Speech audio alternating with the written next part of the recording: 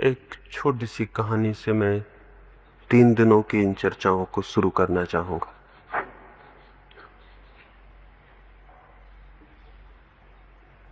एक व्यक्ति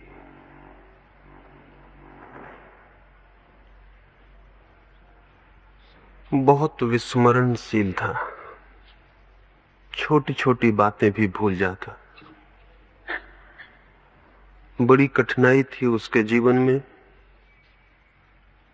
कुछ भी स्मरण रखना उसे कठिन था। रात वो सोने को जाता तो अपने कपड़े उतारने में भी उसे कठिनाई होती, क्योंकि सुबह टोपी उसने कहाँ पहन रखी थी और चश्मा कहाँ लगा रखा था और कोट किस भांति पहन रखा था, वो भी सुबह तक भूल जाता। तो करीब करीब कपड़े पहनकर ही सो जाता था ताकि सुबह फिर से स्मृति को कष्ट देने की जरूरत ना पड़े। पास में ही एक चर्च था और चर्च के पुरोहित ने जब उसके विस्मरण की ये बात सुनी तो बहुत हैरान हुआ। और एक रविवार की सुबह जब वो आदमी चर्च आया था तो उसे कहा, एक किताब पर लिख रखो कौन सा कपड़ा कहां पहन रखा था, किस भांति पहन रखा था, ताकि तुम रात में कपड़े उतार सको और सुबह उस किताब के आधार पर उन्हें वापस पहन सको। उस रात उसने कपड़े उतार दिए और किसी किताब पर सब लिख लिया। सुबह उठा और सब तो ठीक था।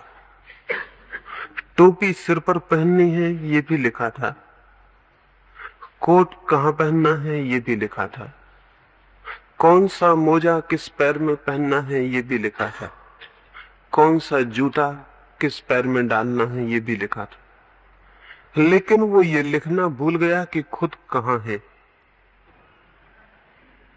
और तब बहुत परेशान हुआ।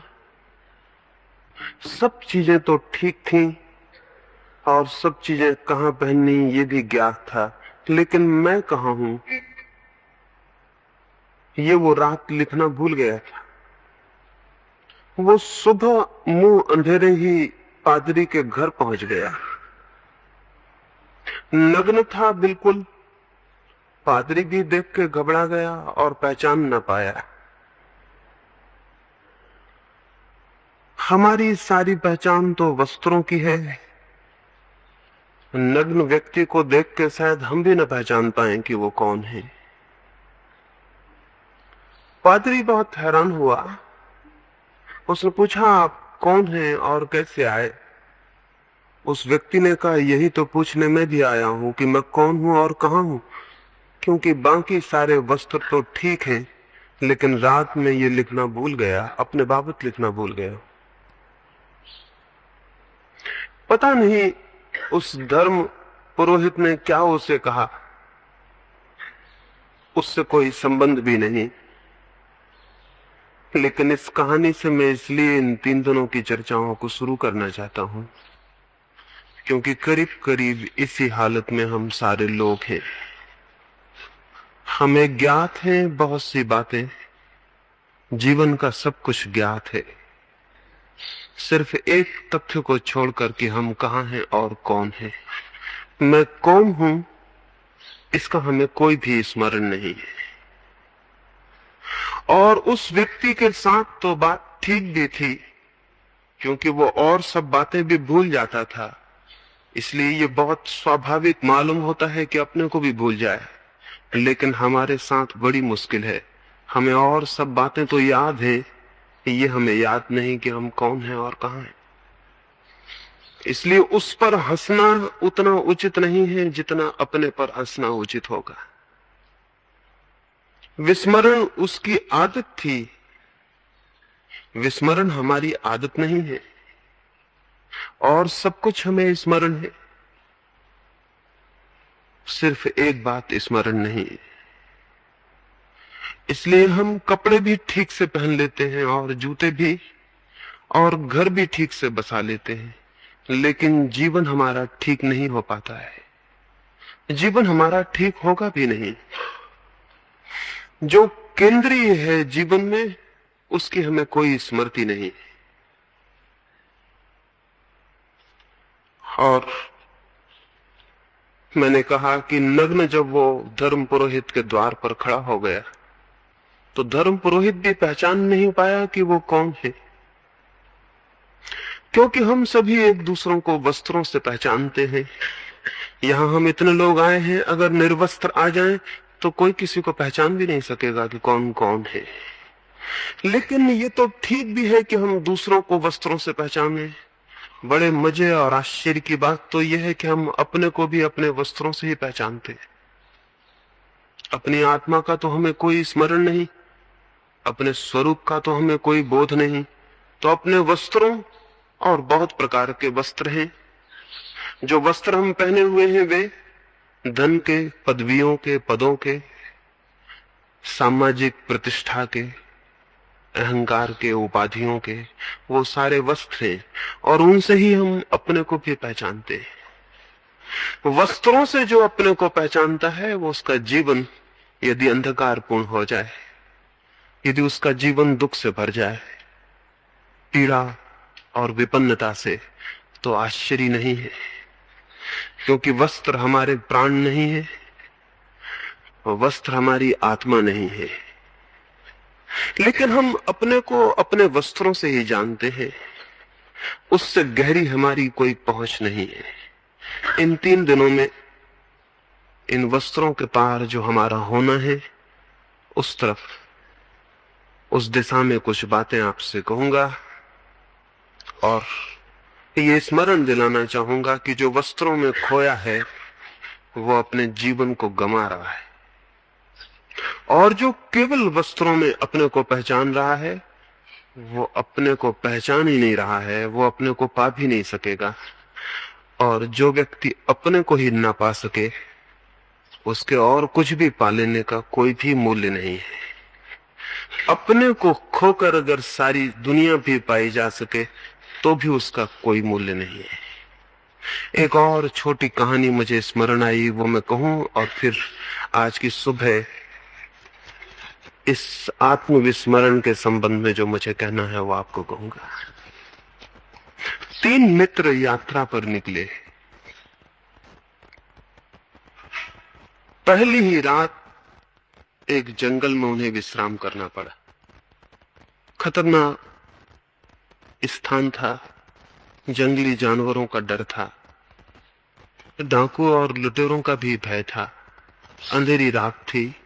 तो उन तीनों ने तय किया कि एक एक व्यक्ति जागता रहे, 2 सोए, एक जागा हुआ पहरा दे। एक तो उनमें गांव का पंडित था, एक उसमें गांव का लड़ाका बहादुर छत्री था, एक गांव का नाई था। नाई की ही सबसे पहले पैसा फेंका गया और उसका ही नाम पड़ा। वो रात पहरा देने के लिए पहले पहर बैठा। नींद उसे जल्दी आने लगी, दिन भर की थकान थी, तो किसी भांति अपने को जगाए रखने के लिए उसने बगल में अपने सोए हुए छत्री मित्र की हजामत बनानी शुरू कर दी। जागे रखने के लिए अपने को उसने अपने मित्र के सारे बाल काट डाले। उसका समय पूरा हुआ। तीसरा जो मित्र था, रात्रि के अंतिम पहर में उस पंडित का पहरा होने को था। उसके तो बाल नहीं थे, उसका सिर पहले से ही साफ था, उसके सारे बाल गिर गए थे। दूसरे मित्र का जैसे ही मौका आया, उस नाई ने उसे उठाया और कहा, मित्र उठो, तुम्हारा समय आ गया, अब मैं सोऊं। उस छत्री ने अपने सिर पर हाथ फेरा, देखा बाल बिल्कुल भी नहीं है। तो उसने कहा कि मालूम होता है तुमने मेरी जगह भूल से पंडित जी को उठा दिया है। उसने अपने सिर पर हाथ फेरा और कहा कि मालूम होता है तुमने भूल से मेरी जगह पंडित जी को उठा दिया है, और वो वापस सो गया। हम अपने को इसी भांति पहचानते हैं हमारी पहचान हमारे वस्त्रों तक है, अगर बहुत गहरी जाती हो तो अपने शरीर तक जाती है, वो भी वस्त्र से ज्यादा गहरा नहीं है। और भी गहरी जाती हो तो मन तक जाती है, मन भी वस्त्रों से ज्यादा गहरा नहीं है, लेकिन उससे गहरी हमारी कोई पहचान नहीं जाती। जीवन में सारा दुख और सारा अंधकार इस आत्म अज्ञान से पैदा होता है। केंद्र पर, अपने स्वयं के केंद्र पर अंधकार होता है और हम सारे रास्तों पर दिए जलाने की कोशिश करते हैं। वे सब दिए काम नहीं पड़ते, क्योंकि मेरे भीतर अंधकार होता है तो मैं जहां भी जाता हूं अपने साथ अंधकार ले जाता हूं। उन रास्तों पर भी जहां की मैंने प्रकाश के दिए जलाए हैं, मेरे पहुंचने से अंधकार हो जाता है, क्योंकि मैं अंधकार हूं। जब तक मैं स्वयं को नहीं जानता तब तक मैं अंधकार हूं। तो मैं अपने अंधकार को लिए फिरता हूं जीवन में, और सारे लोग अपने अपने अंधकार को लिए फिरते हैं। हम सब जहां इकट्ठे हो जाते हैं वहां अंधकार बहुत घना हो जाता है।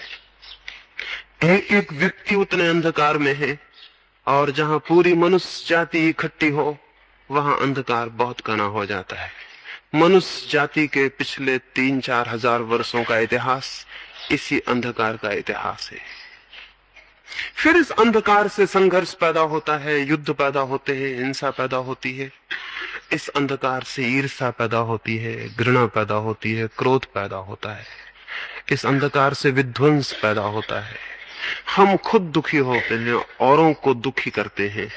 ये कोई 3-4 हजार वर्षों से चला है, और अब तक हम सफल नहीं हो पाए इस बात में कि एक ऐसा समाज निर्मित हो सके जिसका जीवन प्रकाश से आलोकित हो, प्रकाश से मंडित हो।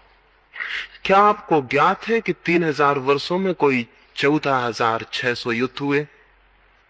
केवल 3000 वर्षों में 14,600 युद्ध, कोई 15,000 युद्ध, प्रतिवर्ष 5 युद्ध। हम शायद लड़ते ही रहे हैं, हमने कुछ और नहीं किया। और ये तो बड़े बड़े युद्धों की बात है। रोज हम जो छोटी छोटी लड़ाइयां लड़ रहे हैं उनकी तो कोई गिनती नहीं है। जो हम रोज छोटी छोटी हिंसा कर रहे हैं उसका तो कोई आकलन नहीं, कोई गणना नहीं है। अगर 3000 वर्षों में 15,000 युद्ध में लड़ने पड़े हों तो क्या इससे ये सूचना नहीं मिलती है कि मनुष्य जाति का मस्तिष्क किसी बहुत गहरे रोग से पीड़ित है? कोई इन 3000 वर्षों में मुश्किल से थोड़े से वर्ष हैं जब युद्ध न हुआ हो, और उन वर्षों को भी हम शांति का समय नहीं कह सकते, क्योंकि उन क्षणों में हमने नए युद्धों की तैयारियां की हैं। या तो हम लड़ते रहे हैं या हम लड़ने की तैयारियां करते रहे हैं। मनुष्य के पूरे इतिहास को 2 खंडों में बांटा जा सकता है, युद्ध के खंड और युद्ध की तैयारियों के खंड। शांति हमने अब तक नहीं जानी, और व्यक्तिगत जीवन में भी हम देखें तो शांति का कहीं कोई पता नहीं मिलेगा। कोई आनंद की किरण उपलब्ध नहीं होगी, कोई प्रेम का संगीत नहीं सुनाई पड़ेगा। हम सारे लोग यहाँ इकट्ठे हैं, कौन अपने भीतर प्रेम के संगीत को अनुभव करता है? कौन अनुभव करता है अपने भीतर सुगंध को, जीवन की? कौन अनुभव करता है जीवन की धन्यता को, कृतार्थता को? एक अर्थहीनता, एक मीनिंगलेसनेस हमें पकड़े है, लेकिन किसी भांति हम जिए जाते थे कल की आशा में। शायद कल सब ठीक हो जाएगा, लेकिन जिसका आज गलत है उसका कल कैसे ठीक होगा? क्योंकि कल तो आज से ही निकलेगा, आज से ही पैदा होगा। अगर आज दुख से भरा है तो स्मरण रखें, कल आनंद से भरा हुआ नहीं हो सकता है, क्योंकि कल का जन्म तो आज से होगा। कल आने वाला जीवन आप पैदा करेंगे, उसे आप प्रतिक्षण पैदा कर रहे हैं। तो यदि आज दुखी हैं तो जान लें कि कल भी दुखी रहेंगे। कल की आशा में, कल की सुख की आशा में आज के दुख को झेला तो जा सकता है, लेकिन कल के सुख को निर्मित नहीं किया जा सकता। कल के आनंद की कल्पना में आज की पीड़ा को सहा जा सकता है, लेकिन कल के आनंद को पैदा नहीं किया जा सकता। इसलिए आनंद है केवल आशा और जीवन है दुख। ऐसा हमारे सबके अनुभव में है। ये कोई सिद्धांत की बात नहीं है। जो भी अपने जीवन को थोड़ा सा खोलकर देखेगा उसे ये दिखाई पड़ेगा। ये सीधे तथ्य हैं। जीवन के संबंध में पहला तथ्य यही है कि जिस भांति हम उसे जी रहे हैं उस भांति कहीं कोई आनंद का फूल उसमें नहीं लगता है और न लग सकता है। इसलिए कल की आशा पर कल ठीक हो जाएगा, कल आने वाले वर्ष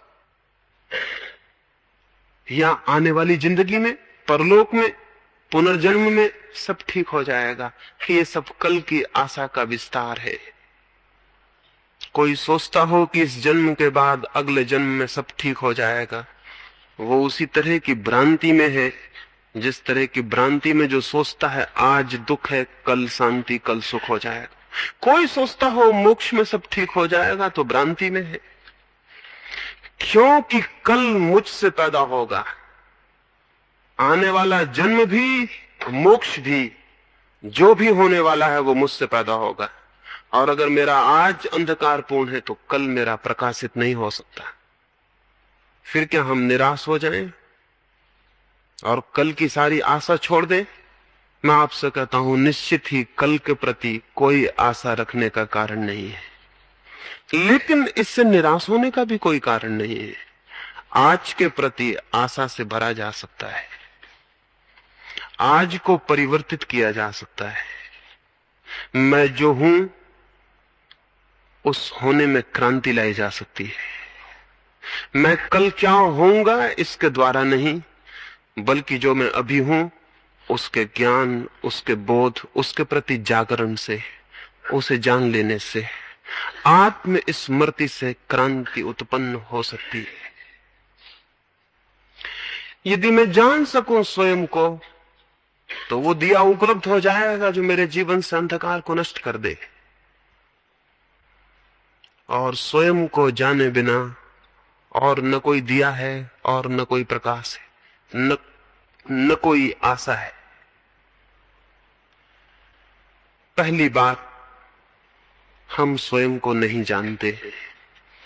ये जान लेना स्वयं को जानने के प्रति पहला चरण है।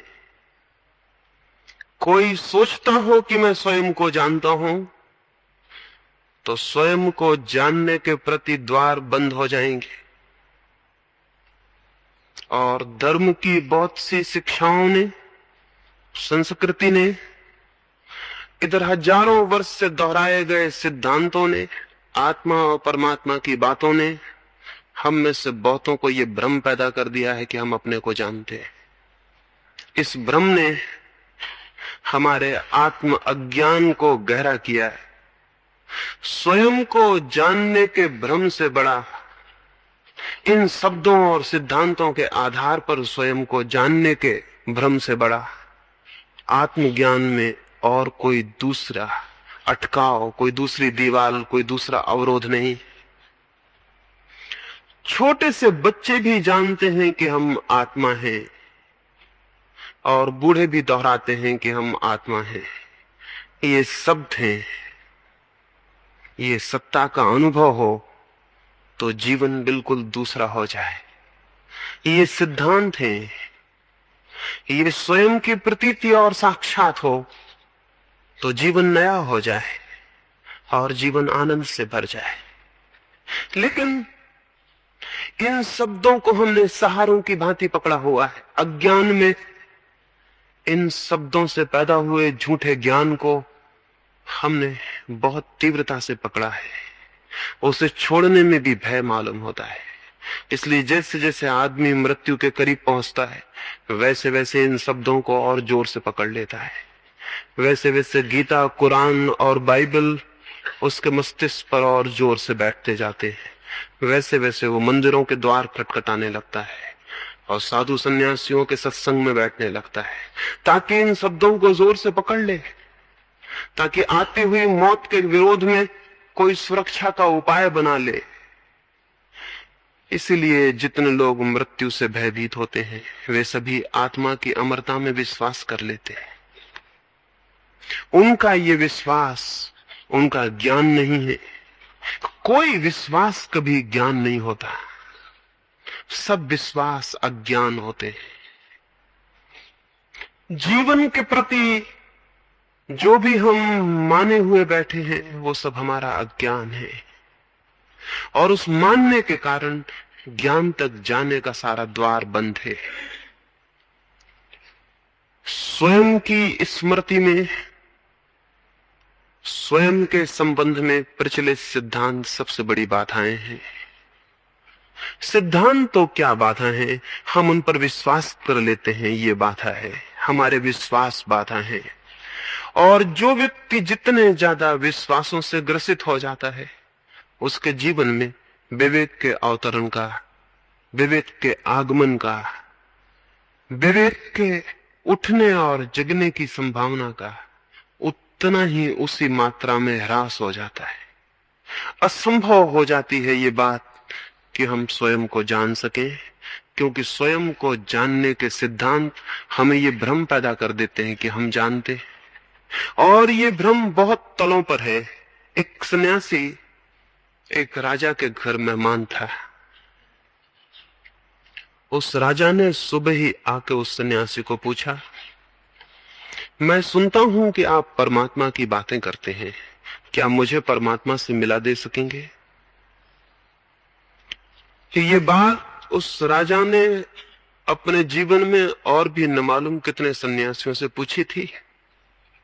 इस सन्यासी से भी पूछी, और जो अपेक्षा थी, जो और सन्यासियों ने बातें कही थी, सोचा वही बातें ये सन्यासी भी कहेगा। करीब करीब सन्यासी एक ही जैसी बातें दोहराते हैं। सोचा ये भी वही कहेगा। कुछ उपनिषद, कुछ वेदों की, कुछ ग्रंथों की कुछ उद्धरण देगा, कुछ गीता की, कुछ ज्ञान की बातें समझाएगा। लेकिन उस सन्यासी ने क्या पूछा? उस सन्यासी ने कहा, आप ईश्वर से मिलना चाहते हैं तो थोड़ी देर रुक सकते हैं या बिल्कुल अभी मिलने की इच्छा है? वो राजा थोड़ा हैरान हुआ, कोई भी हैरान होता। ये ख्याल न था कि बात इस भांति पूछी जाएगी। सोचा शायद समझने में भूल हो गई है। उसने कहा कि शायद आप समझे नहीं, मैं परमात्मा से, ऊपर जो परमात्मा उससे मिलने की बात कर रहा हूं। उस सन्यासी ने कहा, समझने में भूल का कोई कारण नहीं, मैं तो उस परमात्मा के सिवाय और किसी की बात करता ही नहीं। अभी मिलना चाहते हैं या थोड़ी देर ठहर सकते हैं? उस राजा ने कहा, जब आप कहते ही हैं तो मैं अभी ही मिलना चाहूंगा। ऐसे उसकी कोई तैयारी नहीं थी इतने जल्दी परमात्मा से मिलने की, और किसी की भी इतने जल्दी कोई तैयारी नहीं होती। ईश्वर के खोजियों से पूछा जाए अभी मिलना चाहेंगे तो वो भी कहेंगे कि हम थोड़ा सोच कर आते, विचार के आते। हम थोड़ा मित्रों से पूछ ले, पति हो तो पत्नी से पूछ ले, पत्नी हो तो पति से पूछ ले, हम जरा अपने घर के लोगों से पूछ ले, फिर हम लौट के आते। इसी वक्त तो ईश्वर से मिलने को कौन तैयार होगा? वो राजा भी तैयार नहीं था। लेकिन जब बात ही, मुसीबत ही आ पड़ी थी सिर पर, तो उसने कहा कि ठीक है, आप कहते हैं तो मैं अभी मिल लूंगा। सन्यासी ने कहा, लेकिन इसके पहले कि मैं आपको परमात्मा से मिलाऊं, ये छोटा सा कागज है, इस पर अपना परिचय लिखते हैं। और लिखा उसने जो उसका परिचय था। बड़े राज्य का राजा था, महल का पता, वो सब लिखा। सन्यासी ने पूछा कि क्या मैं मान लूं यही आपका परिचय है? क्या मैं मान लूं कि कल आप भिखारी हो जाएं और राज्य छिन जाए तो बदल जाएंगे? उस राजा ने कहा कि नहीं, राज्य छिन जाए तो भी मैं ही रहूंगा। तो सन्यासी ने कहा कि फिर राजा होना आपका परिचय नहीं हो सकता, क्योंकि राज्य छिन जाने पर भी आप रहेंगे और आप ही रहेंगे, भिखारी होने पर भी आप ही रहेंगे, तो फिर राजा होना आपका परिचय नहीं हो सकता। और ये जो नाम लिखा है, माँ बाप दूसरा नाम भी दे सकते थे, और आप भी चाहें तो दूसरा नाम रख ले सकते हैं, उससे भी बदल नहीं जाएंगे। उस राजा ने कहा, नाम से क्या फर्क पड़ता है, मैं तो मैं रहूंगा, नाम कोई भी हो। तो सन्यासी ने कहा, इसका अर्थ हुआ कि आपका कोई नाम नहीं है, नाम केवल काम चलाऊ बात है। कोई भी नाम काम दे सकता है, इसलिए नाम भी आपका परिचय नहीं है। तो फिर क्या मैं मानूं कि आपको अपना परिचय पता नहीं है? क्योंकि दो ही बातें आपने लिखी हैं, राजा होना और अपना नाम। उस राजा ने वो कागज वापस ले लिया और कहा, मुझे क्षमा करें, अगर मेरा नाम, मेरा धन, मेरा पद और मेरी प्रतिष्ठा मेरा परिचय नहीं है, तो फिर मुझे पता नहीं कि मैं कौन। उस सन्यासी ने कहा, फिर परमात्मा से मिलाना बहुत कठिन है, क्योंकि मैं किसको मिलाऊं, मैं किसकी खबर भेजूं, कौन मिलना चाहता है, मैं किसकी खबर भेजूं, कौन मिलना चाहता है। जाओ और खोजो कि कौन हो, और जिस दिन खोज लोगे उस दिन मेरे पास नहीं आओगे कि परमात्मा से मिला दूं, क्योंकि जिस दिन तुम स्वयं को पालोगे उस दिन उसे भी पालोगे जो सबके भीतर है। क्योंकि जो मेरे भीतर है और जो किसी और के भीतर है और जो सबके भीतर है, वो बहुत गहरे में संयुक्त है और एक है और समग्र है। लेकिन इस मैं का तो हमें कोई भी पता नहीं है। तो या तो हम अपने नाम को, अपने घर को, अपने परिवार को समझते हैं कि ये मेरा होना है। अगर किसी भांति इससे हमारा छुटकारा हो जाए और हम ये जान सकें कि मेरा नाम, मेरा घर, मेरा वंश, मेरा राष्ट्र, मेरी जाति, मेरा धर्म, ये मेरा होना नहीं है, अगर किसी भांति ये बोध भी आ जाए, तो फिर हम तोतों की भांति उन शब्दों को दोहराने लगते हैं जो ग्रंथों में लिखे हैं और शास्त्रों में कहे। तब हम दोहराने लगते हैं कि मैं आत्मा हूं, मैं परमात्मा हूं, अहम ब्रह्मास्मि, और न मालूम क्या क्या हम दोहराने लगते हैं। मैं आपसे कहूं कि जिस भांति नाम आपको सिखाया गया है, उसी भांति ये बातें भी आपको सिखाई गई हैं, इनमें भेद नहीं। जिस भांति ये कहा गया है कि आपका ये नाम है और आपने पकड़ लिया है, उसी भांति ये भी कहा गया है कि आपके भीतर परमात्मा है और आपने ये भी पकड़ लिया है। इन दोनों बातों में कोई फर्क नहीं है। जब तक हम बाहर से आए हुए शब्दों को पकड़ते हैं, तब तक हम स्वयं से परिचित नहीं हो सकेंगे।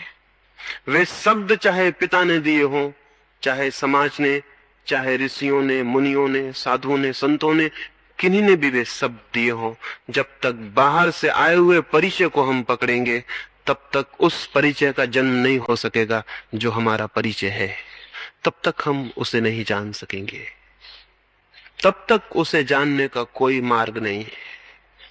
तो या तो हम जिसे सांसारिक कहते हैं उस तरह के परिचय को पकड़ लेते हैं, या जिसे आध्यात्मिक कहते हैं उस तरह के परिचय को पकड़ लेते हैं। लेकिन दोनों परिचय पकड़े गए होते हैं, दोनों परिचय बाहर से मिलते हैं। जो परिचय बाहर से मिलता है वो आत्म परिचय नहीं है। इसलिए ये बात जितनी झूठी है कि मेरा नाम मैं हूं, उतनी ही ये बात भी झूठी होगी अगर मैं बाहर से सीखूं कि मैं आत्मा हूं, मैं परमात्मा हूं, मैं अविनाशी हूं, मैं कुछ हूं, मैं कुछ हूं। ये सारी बातें मैं बाहर से सीखूं, ये बातें भी उतनी ही झूठी होंगी। पहली बात झूठी है, ये तो हमें समझ में आ जाती है, क्योंकि ये बात हजारों वर्ष से दोहराई गई। लेकिन दूसरी बात भी झूठी है, इसे समझने में थोड़ी कठिनाई होती है, क्योंकि तब हम एक अतल अंधकार में छूट जाते हैं और अज्ञान में छूट जाते हैं।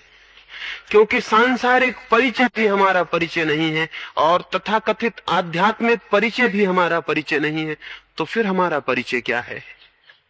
तब हम एक अज्ञान में और अंधकार में छूट जाते हैं, और अज्ञान से भय मालूम होता है, अज्ञान से डर मालूम होता है। मैं अपने को नहीं जानता हूं, इस बात के बोध से भयभीत होता है चित्त।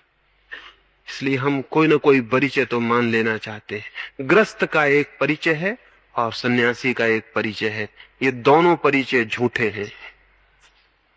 इनमें से किसी एक को हम पकड़ के तृप्ति कर लेना चाहते हैं, तो गृहस्थी से कोई छूटता है तो सन्यासी हो जाता है और सन्यास में पकड़ जाता है, और एक तरह के वस्त्रों से छूटता है तो दूसरे तरह के वस्त्रों को स्वीकार कर लेता है, और एक तरह के नाम से छूटता है तो दूसरा नाम ग्रहण कर लेता है।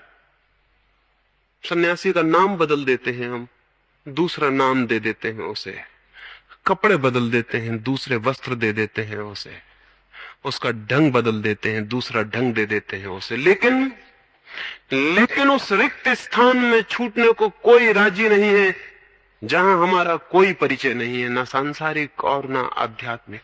उस खाली जगह में खड़े होने को कोई राजी नहीं। जो उस खाली जगह में खड़े होने को राजी हो जाता है वही केवल स्वयं को जान पाता है।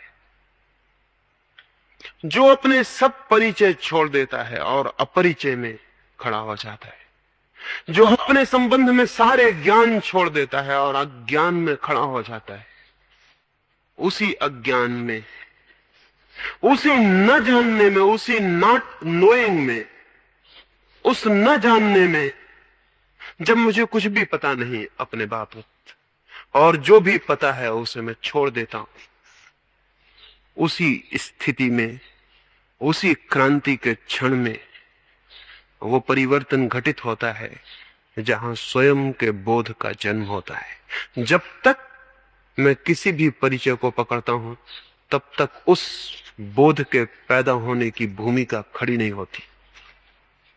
जब तक मैं कोई भी सहारा पकड़ता हूं तब तक उसके जगने का कोई कारण पैदा नहीं होता जो मेरे भीतर सोया है। जब मैं सब सहारा छोड़ देता हूं, एक छोटी सी घटना मुझे स्मरण आती, बिल्कुल काल्पनिक होगी।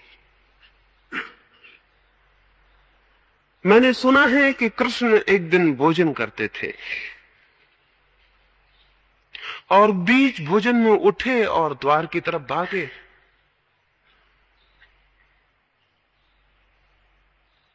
जो उन्हें भोजन कराते थे उन्होंने कहा, क्या करते हैं, कहां भागते हैं, बीच भोजन में उठते हैं? उन्होंने कहा, मेरा एक भक्त बहुत कष्ट में पड़ा हुआ है, दुष्ट उसे सता रहे हैं, उसे पत्थर मार रहे हैं। ये कह के वो भागे, द्वार के बाहर भी निकल गए, लेकिन द्वार से फिर वापस लौट आए, भोजन करने बैठ गए। तो जिन्होंने पहला प्रश्न पूछा था उन्होंने पूछा, आप लौट आए बीच से? उन्होंने कहा, उस भक्त ने खुद भी पत्थर अपने हाथ में उठा लिया है, अब मेरे जाने की वहां कोई जरूरत नहीं रह गई। अभी लोग उसे मार रहे थे, वो निहत्ता असहाय खड़ा हुआ झेल रहा था। मेरी जरूरत थी, अब उसने पत्थर खुद भी उठा लिए हैं, अब मेरी कोई भी जरूरत नहीं। कहानी तो काल्पनिक ही होगी, लेकिन मनुष्य के जीवन में जो भी सोया है, चाहे उसे कोई नाम दे, सत्य कहें, आत्मा कहें, परमात्मा या कोई और नाम दे, कृष्ण कहें, क्राइस्ट कहें या कुछ और कहें, जो भी भीतर सोया है, जब तक आप बेसहारा नहीं हो जाएंगे तब तक उसके उठने के और जगने का कोई कारण नहीं। जब तक आप कुछ पकड़ लेंगे तब तक वो सोया रहेगा, और जब आपकी कोई पकड़ नहीं होगी और आंख खाली हो जाएंगे और आप बेसहारा खड़े हो जाएंगे, जब आपकी कोई सुरक्षा नहीं रह जाएगी, कोई सहारा नहीं रह जाएगा, कोई परिचय, कोई ज्ञान, और आप निपट अज्ञान में और बेसहारा खड़े होने का साहस करेंगे, उसी क्षण केवल वो जागता है जो हमारे भीतर सोया है। उसी क्षण वहां स्फुरना होती, उसी क्षण वहां कोई बीज टूटता है और अंकुरित होता है, उसी क्षण वहां कोई अंधकार टूटता है, कोई ज्योति जागती। उसके पहले नहीं, उसके पहले असंभव है, उसके पहले बिल्कुल असंभव है। क्योंकि उसके पहले हम कोई ना कोई पूरक, कोई ना कोई सब्स्टिट्यूट खोज लेते हैं। हम खोज लेते हैं तो उसे, जो सोया है, उसे जागने का कोई कारण नहीं रह जाता। हम पत्थर उठा लेते हैं, फिर कठिनाई हो जाती। और हम कोई ना कोई परिचय पकड़ लेते हैं, कोई ना कोई वस्त्र पकड़ लेते हैं, कोई ना कोई रूप, कोई ना कोई आकृति, कोई ना कोई नाम, कोई ना कोई शब्द, कोई ना कोई सिद्धांत पकड़ लेते हैं। अज्ञान ढक जाता है और ज्ञान के जन्म का कोई कारण नहीं रह जाता। ज्ञान के आगमन के लिए पहला द्वार स्वयं के भीतर अपने समग्र अज्ञान की स्वीकृति है। तो आज की सुबह मैं आपको कहना चाहूंगा, ज्ञानी न बने, अपने अज्ञानी होने को जाने। ज्ञानी बनना बहुत आसान है, अपने अज्ञान को जानना और स्वीकार कर लेना बहुत दुस्साहस की बात है। क्योंकि ज्ञानी बनने में अहंकार की सहज तृप्ति होती है, अज्ञान को स्वीकार करने में अहंकार एकदम टूट के दो टुकड़े हो जाता है। उसके खड़े होने की कोई जगह नहीं रह जाती। ज्ञानी होने में अहंकार की खूब तृप्ति है। तो पंडित जितना अहंकारी हो जाता है, उतना तो जगत में कोई अहंकारी नहीं होता। उपदेशक जितने अहंकार से भर जाते हैं, उतना तो कोई अहंकारी नहीं होता। जितना ये ज्ञान की बातें करने वाले लोग अहंकार से पीड़ित हो जाते हैं, उतना तो कोई और अहंकारी नहीं होता। ये हम जितना ज्यादा, हमें ये ख्याल पैदा होता है कि कुछ शब्दों को इकट्ठा करके, कुछ विचारों को इकट्ठा करके हमने जान लिया, मैं जान गया हूं। जानते तो हम कुछ भी नहीं, हमारा मैं जरूर मजबूत होता है और भर जाता है। और फिर जिस चीज से भरने लगता है उसको हम इकट्ठा करने लगते हैं। कोई धन इकट्ठा करने लगता है, क्योंकि धन के इकट्ठे करने से अहंकार बढ़ता हुआ मालूम पड़ता है। कोई बड़े महल बनाने लगता है, ताजमहल खड़े करने लगता है, कोई कुछ और करने लगता है, क्योंकि उससे अहंकार बढ़ता है। कोई त्याग करने लगता है, क्योंकि उससे अहंकार बढ़ता है। और हमारा अहंकार बड़ा सूक्ष्म, वो निरंतर अपने को भरने की कोशिश करता है। अगर त्याग को प्रशंसा मिलती हो, आदर होता हो, तो हम त्याग कर सकते हैं, उपवास कर सकते हैं, धूप में खड़े रह सकते हैं, सिर के बल खड़े रह सकते हैं, शरीर को सुखा सकते हैं। अगर चारों तरफ जय जयकार होता हो तो हम मरने को राजी हो सकते। नहीं तो कोई शहीद मरने को राजी होता? कोई मरने को राजी होता? लेकिन अहंकार को अगर तृप्ति मिलती हो तो हम सूली पर भी लटकते वक्त मुस्कुरा सकते हैं और प्रसन्न हो सकते हैं। एक फकीर था नसीरुद्दीन। फकीर हुआ, उसके पहले एक राजा के घर वजीर था। राजा और नसीरुद्दीन एक दफा शिकार करने को गए। एक जंगल में रास्ता भटक गए और एक छोटे से गांव में सुबह सुबह रास्ता खोजते हुए पहुंचे। भूख लगी थी। एक घर में गए और उन्होंने नाश्ते के लिए प्रार्थना की। उस गरीब आदमी के पास 2-4 अंडे थे। उसने कुछ बनाया अंडों से और उन्हें भेंट किया। चलते वक्त राजा ने कहा, कितना पैसा हुआ? उस देश की मुद्रा में उस गरीब आदमी ने कहा, 50 रुपया। राजा बहुत हैरान हुआ। 2-4 अंडों की कीमत 2-4 पैसे भी नहीं थी, 50 रुपया। उसने वजीर नसीरुद्दीन से पूछा, क्या बात है? Are eggs so rare in this part of the country? क्या इस हिस्से में अंडे इतने कम मिलते हैं? उस नसीरुद्दीन ने कहा कि नहीं, eggs are not rare sir, but kings are. अंडे नहीं, अंडे तो बहुत मिलते हैं, अंडे कम नहीं मिलते, लेकिन इस हिस्से में राजा बहुत मुश्किल से मिलते हैं। वो राजा 50 रुपए देने की कल्पना भी नहीं करता था, लेकिन जैसे ही उसे पता चला राजा बहुत मुश्किल से मिलते हैं, उसने 50 रुपए दिए और 50 रुपए इनाम दी नसीरुद्दीन को कि तुमने एक बहुत अद्भुत बात कही। 50 रुपए अंडे के भी चुकाए और 50 रुपए इनाम भी थी। क्यों? बड़ी तृप्ति हुई। राजा बहुत मुश्किल से मिलते हैं। ये जो हमारी अस्मिता है, रोज रोज इस बात की तृप्ति खोजती रहती है। जिस चीज से आप न्यून होते जाते हैं वही चीज आपके अहंकार की तृप्ति करने लगती। एक नगर में एक महल ऊपर उठने लगता है, जब तक दूसरे मकानों के बराबर होता है तब तक कोई तृप्ति नहीं होती। जब दूसरे मकानों से ऊपर उठने लगता है तो तृप्ति होनी शुरू हो जाती।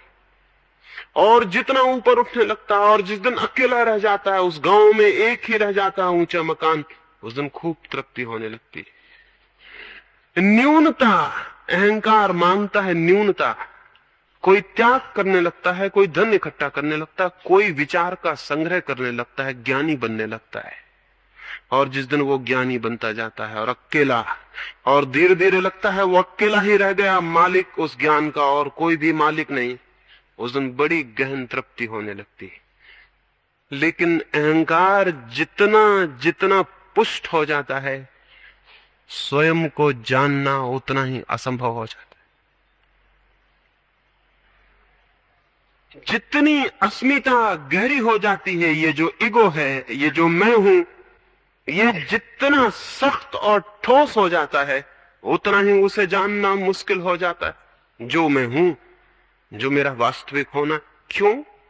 क्योंकि अस्मिता मेरे द्वारा निर्मित है, अहंकार मेरा निर्माण है, और मैं मेरा निर्माण नहीं हूं। मेरा होना, मेरी आत्मा, मेरी वास्तविकता मेरा निर्माण नहीं है। अस्मिता, अहंकार मेरा निर्माण है, मेरा क्रिएशन है। एक ने बड़े मकान को बना के अपने अहंकार को निर्मित किया है, एक ने धन इकट्ठा करके, एक ने राष्ट्रपति तक की यात्रा पूरी करके अपने अहंकार को इकट्ठित किया है, एक ने ज्ञान को इकट्ठा करके अपने अहंकार को इकट्ठा किया। ये हमारा निर्माण है, ये हमने बनाया। और मैं मेरा निर्माण नहीं हूं। तो वो जो मेरे भीतर अनिर्मित है, असृष्ट है, जो मेरे भीतर मेरे जानने, मेरे होने के पहले है, मेरे करने के पहले है, मेरे जन्म के पहले जो मेरे भीतर है, उसे जानने के लिए जिस अहंकार को मैंने निर्मित किया है, ये बाधा बन जाएगा। इसलिए न तो त्यागी जानता है, और न ज्ञानी, और न धनी, और न पदलोलुप, और न महत्वाकांक्षी। कौन जानता है? जानने के द्वार पर पहली तो बात यही है कि वो जान पाता है जो सब भांति नहीं जानता हूं, इसकी स्वीकृति को उपलब्ध होता है। इस स्वीकृति को जानते ही, पहचानते ही कि मैं नहीं जानता हूं, और कोई पकड़ने का ख्याल नहीं रह जाता। मैं खाली हाथ खड़ा रह जाता हूं,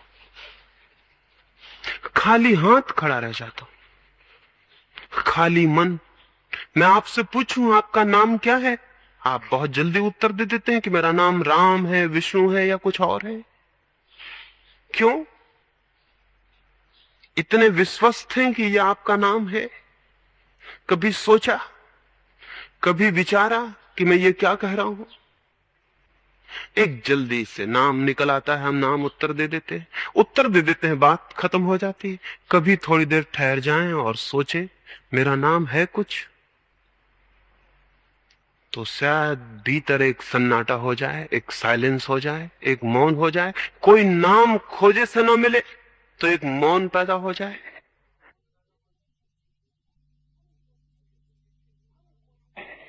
हम कोई किसी से प्रश्न पूछते हैं, उसे मालूम होता है तो शीघ्र उत्तर दे देता। मालूम होने का मतलब, अगर उसकी स्मृति में कुछ होता है तो उत्तर दे देता है। मैं पूछूं दो दो कितने होते हैं, आप कह देते हैं 4, क्योंकि आपकी स्मृति ने सीख रखा है 2 2 4 होते हैं। पूछा, उत्तर दे दिया। मैं आपसे पूछूं भीतर कौन है, आप कह दे आत्मा, ये भी स्मृति ने सीख रखा है 2 2 4 वाला उत्तर है, दे दिया गया। लेकिन स्मृति ज्ञान नहीं है। तो स्वयं की खोज में पूछते वक्त कि मैं कौन हूं, उत्तर की अपेक्षा न करें, क्योंकि जो भी उत्तर आएगा वो स्मृति से आएगा, झूठा होगा, सीखा हुआ होगा। सब सीखी हुई बातें झूठी होती, ज्ञान नहीं बनती। कुछ भी सीखा हुआ ज्ञान नहीं बनता। जीवन में जो क्षुद्र है वो सीखा जा सकता है, क्योंकि वो बाहर है। जीवन में जो विराट है वो सीखा नहीं जा सकता, क्योंकि वो भीतर है। जो भीतर है उसे बाहर से नहीं सीखा जा सकता, उसे जाना जा सकता है, उसे उगाड़ा जा सकता है, उसे डिस्कवर किया जा सकता है, उसे पहचाना जा सकता है, लेकिन सीखा नहीं जा सकता। उसे जाना जा सकता है, लेकिन याद नहीं किया जा सकता।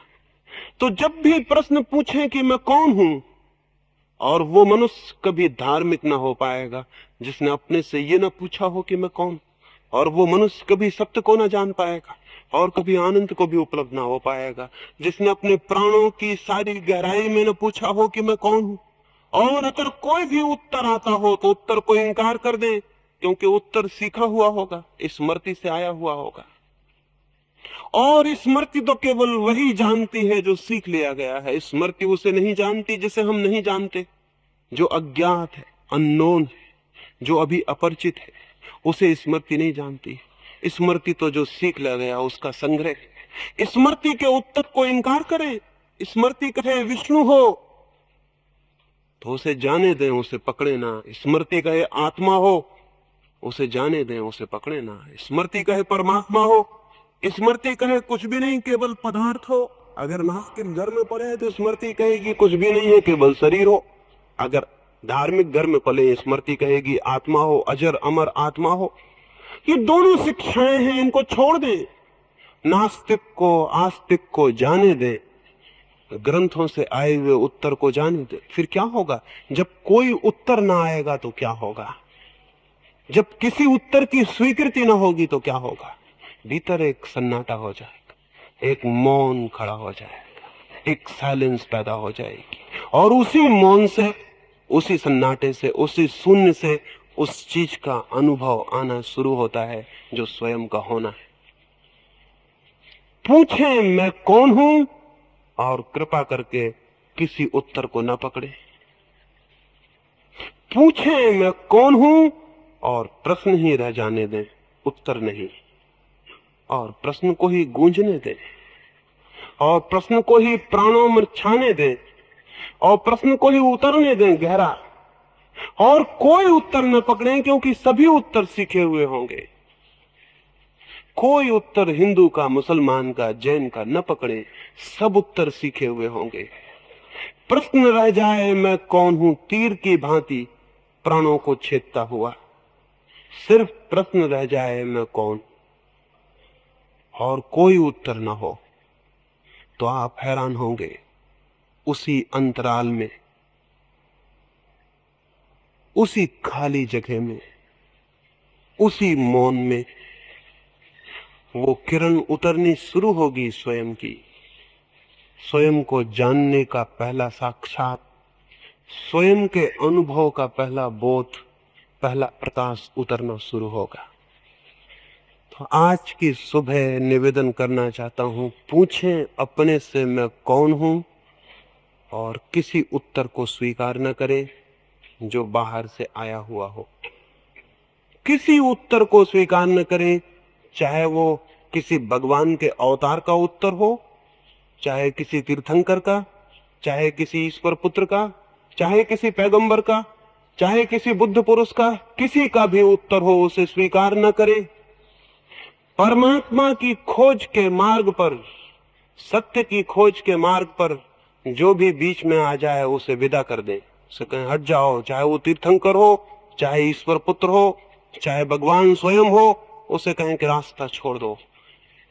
मैं जानना चाहता हूं, तो मुझे किसी के भी उत्तर को स्वीकार करने की कोई गुंजाइश नहीं है। मैं देखना चाहता हूं, तो मैं किसी दूसरे की उधार आंख से नहीं देख सकता। और मेरे प्राण निस्पंदित होना चाहते हैं, तो मेरा हृदय धड़केगा तो ही ये हो सकता है, किसी और के हृदय की धड़कन से ये नहीं हो सकता। ये जो हमारा सीखा हुआ ज्ञान है, ये हमारे ज्ञान के जन्म में बाधा है। अज्ञान नहीं, झूठा ज्ञान सीखा हुआ ज्ञान बाधा है, अज्ञान नहीं। ज्ञान, सीखा हुआ ज्ञान अवरोध है, वही रोक रहा है, वही दीवार बन के खड़ा है।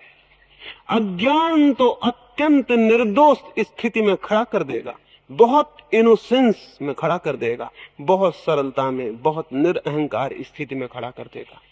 इसलिए एक बात, और जो इस बात को पूरा न कर सके वो आगे खोज नहीं कर सकेगा। जो अपने अज्ञान को स्वीकार न कर सके वो आगे खोज नहीं कर सकेगा। सोक्रेटिस के समय में एक व्यक्ति को देवी आती थी, पता नहीं, और उस व्यक्ति से किसी ने पूछा, जब वो आविष्ट था देवी से, पूछा कि यूनान में सबसे बड़ा ज्ञानी कौन है? उसने कहा सोक्रेटिस, सुकरात। वो सुकरात के पास गया और उसने सुकरात से पूछा कि ये घोषणा हुई है, देवी घोषणा है कि तुम यूनान के सबसे बड़े ज्ञानी हो। उसने कहा जाओ और देवी को कहना कि कुछ भूल हो गई है, क्योंकि मैं तो जैसे जैसे खोजता हूं पाता हूं, मुझसे बड़ा और कोई अज्ञानी नहीं। जाओ कहना कोई भूल हो गई है, क्योंकि मैं तो जैसे जैसे खोजता हूं पाता हूं कि मुझसे बड़ा अज्ञानी कोई भी नहीं। जब मैं बच्चा था तो मुझ में थोड़ा ज्ञान था, कई बातें मुझे लगती थी कि मैं जानता हूं। जब मैं जवान हुआ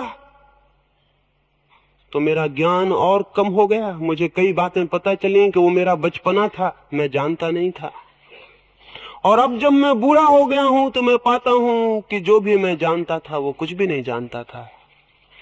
अब तो एक अज्ञान मुझे घेर रहा है, मुझे लगता है मैं कुछ भी नहीं जानता। वो व्यक्ति वापस गया और उसने जाके कहा कि सुकरात तो कहता है कि मैं परम अज्ञानी हूं और मैं कुछ भी नहीं जानता हूं। वो व्यक्ति जो आविष्ट था वो हंसा और उसने कहा जाओ जाओ और उससे कहो इसीलिए उसे कहा कि वो महाज्ञानी है, इसीलिए कहो, इसीलिए कहा कि वो महाज्ञानी है, क्योंकि ज्ञान के अवतरण की भूमिका है अपने अज्ञान को पूरी तरह जान लेना, स्वीकार कर लेना, पहचान लेना। जैसे ही हम अज्ञान को स्वीकार करते हैं, जैसे ही हम जानते हैं कि नहीं जानते हैं, वैसे ही एक परिवर्तन, एक क्रांति घटित हो जाती है। वैसे ही एक पर्दा गिर जाता है अहंकार का, जानने का, और एक मौन और एक शांति अवतरित हो जाती है।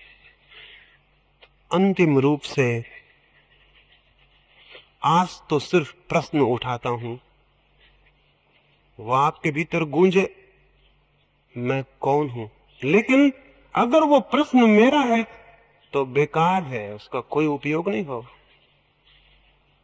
क्योंकि जब मैं कहता हूं किसी दूसरे के उत्तर को स्वीकार न करना, तो क्या मैं ये कहूंगा किसी दूसरे के प्रश्न को स्वीकार कर लेना?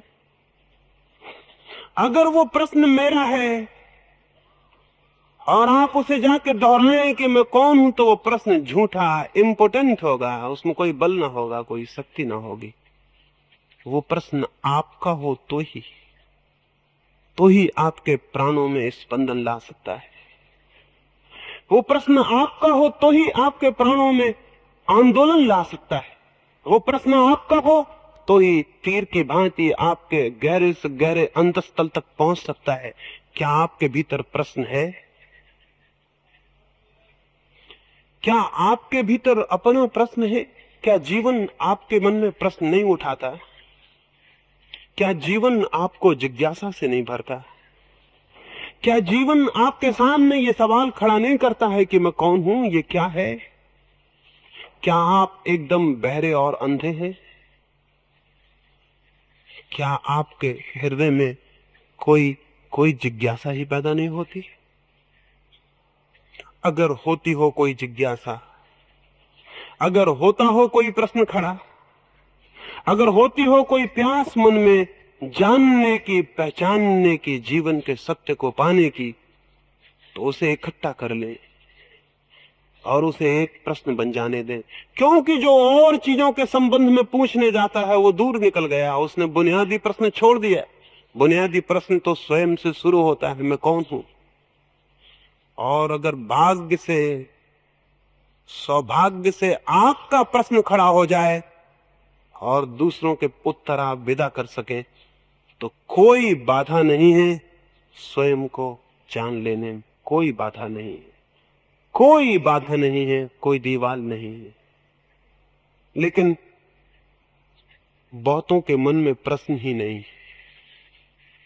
बहुतों के मन में जिज्ञासा नहीं। क्यों? ये तो असंभव है कि प्रश्न कहीं न कहीं न हो। ये तो असंभव है भीतर प्रश्न कहीं न कहीं न हो, फिर भी जिज्ञासा नहीं बनती मालूम पड़ती। क्या होगा कारण?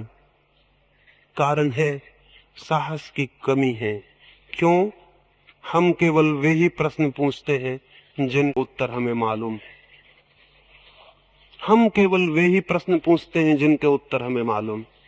मजे से प्रश्न भी पूछ लेते हैं, उत्तर भी दे देते हैं और जीवन में समाधान हो जाता है। हम वे प्रश्न पूछते ही नहीं जिनके उत्तर हमें मालूम नहीं, क्योंकि उन प्रश्नों का पूछना हमारे अज्ञान का उद्घाटक होगा।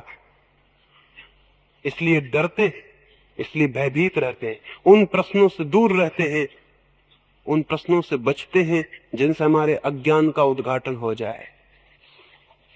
साहस चाहिए प्रश्न पूछने को, हिम्मत चाहिए। और हमारा तो उल्टा है हिसाब। जब साहस के और हिम्मत के दिन होते हैं तब तो हम कहते हैं ये धर्म की उम्र ही नहीं। जब बुढ़ापा आ जाए, मौत करीब आने लगे, तब फिर धर्म के दिन आते हैं। जितना साहस कम होता जाए और बल कम होता जाए और जितनी खोज की आकांक्षा कम होती जाए, हम समझते हैं कि तब धर्म के दिन आते हैं। मंदिरों में, चर्चों में बूढ़े लोग इकट्ठे हैं जो या तो मर चुके हैं या मरने वाले हैं, वो लोग वहां इकट्ठे हैं। और धीरे धीरे ये ख्याल पैदा हो गया है कि वो इन्हीं लोगों का काम है। मैं आपसे निवेदन करता हूं, बूढ़ा मन तो कभी धर्म के सत्य को जान ही नहीं सकता। बूढ़ा आदमी नहीं कह रहा हूं, बूढ़ा मन, बूढ़ा मन तो कभी जान ही नहीं सकता। चाहिए युवा मन, चाहिए यंग माइंड, चाहिए बल से भरा हुआ मन, साहस से दूर की यात्रा करने का, अज्ञात की यात्रा करने का साहस हो तो प्रश्न खड़े हो जाएंगे। और तब वे ही प्रश्न खड़े होंगे जिनके उत्तर नहीं मालूम है। और जिन प्रश्नों के उत्तर नहीं मालूम है, अगर वे खड़े हो जाएं तो जीवन में एक नए प्रभात की शुरुआत होती है, एक नया मंगल प्रारंभ होता है। उसकी तरफ आंखें उठनी शुरू होती हैं जो सत्य है, सुंदर है, शिव है, उसकी तरफ जो परमात्मा है, उसकी तरफ जो हमारा वास्तविक होना है। और उसे जानकर जीवन का सारा दुख वैसे ही विसर्जित हो जाता है जैसे किसी अंधकारपूर्ण ग्रह में कोई दिया जलाते और सारा अंधकार विलीन हो जाए। कैसे ये दिया जल सकता है, उसकी चर्चा आने वाली चर्चाओं में मैं करूंगा। जो प्रश्न आपके हों और प्रश्न होने चाहिए, उनको संध्या उत्तर दूंगा। आने वाले 2 दिनों में।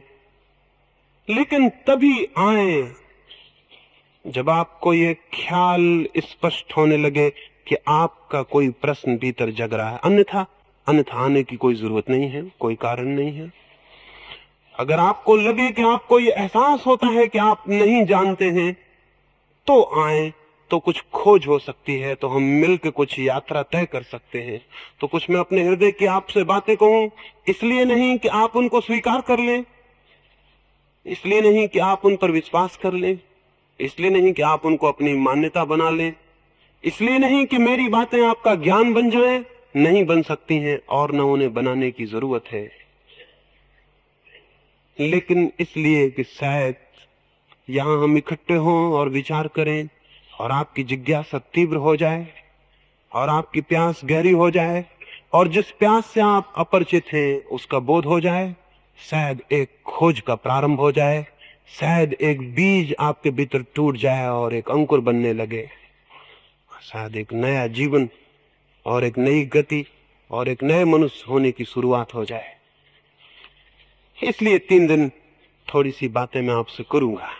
आज तो प्रश्न खड़ा करता हूं, उस प्रश्न को साथ लिए जाएं रात उसे साथ लिए सो जाएं और थोड़ा प्रयोग करके देखें। उत्तर जो भी आता हो उसे बाहर हटा दें, उत्तर जो भी आता हो उसे इनकार कर दें और प्रश्न को गहरा होने दें।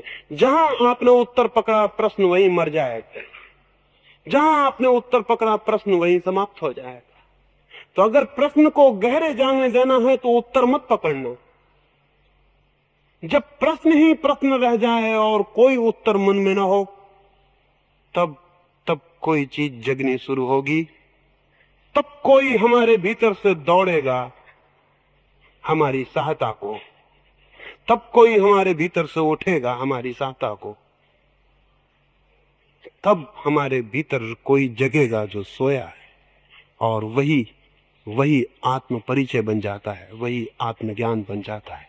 मैं कौन हूं? शोपेनहावर एक सुबह कोई 3 बजे रात जल्दी उठ गया और एक बगीचे में गया। बगीचे में था अंधेरा और शोपेनहावर था विचारक। एकांत पाके जोर जोर से खुद से बातें करने लगा। कोई था नहीं इसलिए कोई डर भी नहीं था। कोई होता है तो हम दूसरे से बातें करते हैं, कोई नहीं होता तो हम अपने से बातें करते हैं। वो भी अपने से बात करने लगा, कोई भी नहीं था। माली की नींद खुली, उसने सोचा रात 3 बजे कौन आ गया है यहाँ, और फिर बातें करता हुआ घूम रहा और अकेले ही मालूम होता है। माली डरा, सोचा शायद कोई पागल है। उसने लालटेन उठाई, अपना भाला उठाया और गया और दूर से चिल्ला के पूछा डर के मारे, कौन हो? शोपेनहावर हंसने लगा। हंसने से माली और घबरा गया। निश्चित ही पागल है, सुबह सुबह रात आ गया, अपने से बातें करता घूमता है। पूछा कौन हो, उत्तर क्यों नहीं देते? शोपेनहावर ने कहा, मेरे मित्र, काश उत्तर दे सकता। इधर 30 वर्षों से अपने से यही पूछ रहा हूं, कौन हूं? खुद को ही पता नहीं चलता, तुम्हें क्या उत्तर दूं? लेकिन मैं आपसे कहूं, शोपेनहावर को इसीलिए पता नहीं चला कि वो पूछता तो था कि मैं कौन हूं, लेकिन बहुत से उत्तर खोजता था उपनिषद में, यहाँ वहां, कांट में, ईगल में, और न मालूम कहां कहां उत्तर खोजता था। इसलिए 30 साल खराब गए और पता नहीं शोपेनहावर को मरते वक्त भी पता चला कि नहीं चला। मैं नहीं समझता कि पता चला होगा, क्योंकि तब भी वो उत्तर खोज रहा था। उत्तर खोज रहा है, भीतर प्रश्न है, उत्तर बाहर खोजे जा रहे हैं, उत्तर नहीं मिलेंगे। मैं आपसे कहता हूं, प्रश्न में ही उत्तर छिपा है। बाहर मत खोजें और बाहर के किसी उत्तर को स्वीकार न करें, और प्रश्न को आने दें पूरे वेग से कि वो सारे प्राणों के रंध्र रंध्र को भर दे, श्वास श्वास भर दे, हृदय की धड़कन धड़कन उससे भर जाए, प्रश्न ही रह जाए और कुछ ना हो। और तब वही, बिल्कुल वही प्रश्न के साथ ही उत्तर है। वो उत्तर बाहर से नहीं आता है, वो उत्तर भीतर से उपलब्ध होता है।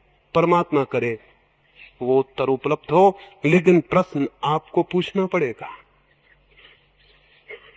मेरा प्रश्न नहीं हो सकता है, किसी और का प्रश्न नहीं हो सकता। तो कल अगर आपके मन में अपना प्रश्न हो तो आए। यहां कोई व्याख्यान नहीं है, कोई उपदेश नहीं है, यहां कोई आपको कुछ समझाने का कोई रस नहीं है, कोई आनंद नहीं है। वो प्रश्न उठता हो तो आए, तो फिर कुछ बात हो सकेगी, तो फिर 2 हृदय किसी तल पर मिल सकते हैं और कोई बात हो सकती है। मेरी बातों को इतने प्रेम से सुना है, और ऐसी बातों को जो आपको ज्ञान नहीं देती बल्कि आपके अज्ञान के लिए आग्रह करती हैं, बड़ी कृपा है और दया। इतने प्रेम से सुना, उससे बहुत अनुग्रहित हूं। परमात्मा करे आज जो अज्ञान है वो कल ज्ञान बन जाए, आज जो अंधकार है वो कल प्रकाश बन जाए। इस कामना के साथ आज की बात पूरी करता हूं। सबके भीतर बैठे परमात्मा को मेरे प्रणाम स्वीकार करें।